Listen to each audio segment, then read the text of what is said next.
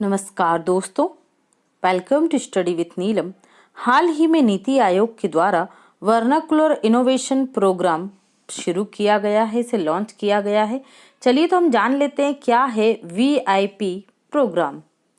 देश में नवाचारकर्ता और उद्यमियों को सशक्त बनाने के लिए नीति आयोग ने वर्नाकुलर इनोवेशन प्रोग्राम लॉन्च किया है।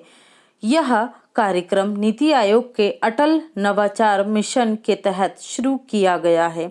यह नवाचारकर्ता और उद्यमियों को 22 अनुसूची भाषाओं में, संविधान की 8वीं अनुसूची में 22 भाषाएं हैं। मुख्य रूप से अगर पूछा जाए, जब संविधान का निर्माण हुआ था तो 8वीं अनुसूची में 14 मान्यता प्राप्त भाषाएं थी और बाद में 4 अलग अलग समय पर संशोधन करके इसमें जो भाषाएं जोड़ी गईं, अब इनकी संख्या 22 हो चुकी है। तो इन्हीं 22 भाषाओं में नवाचार इकोसिस्टम तक पहुंच बनाने में सक्षम बनाया जाएगा।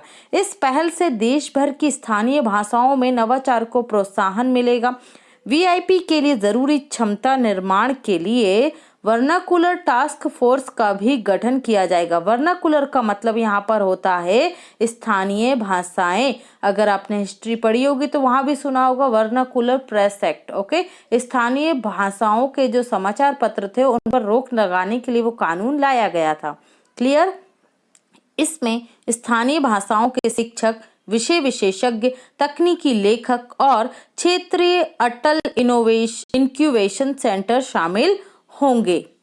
टास्क फोर्स को प्रशिक्षित करने के लिए नीति आयोग एक ट्रेनर कार्यक्रम भी शुरू कर रहा है। ट्रेन द ट्रेनर कार्यक्रम भी शुरू कर रहा है।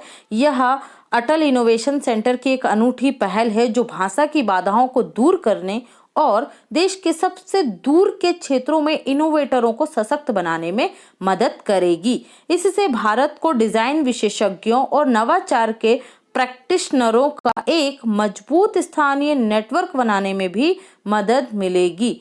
ओके फ्रेंड्स, तो ये थी नीति आयोग की वीआईपी योजना। कमेंट सेक्शन में बताइए नीति आयोग की स्थापना केंद्र सरकार के द्वारा किस वर्ष और किस संगठन के स्थान पर की गई है। Thanks for watching and take care.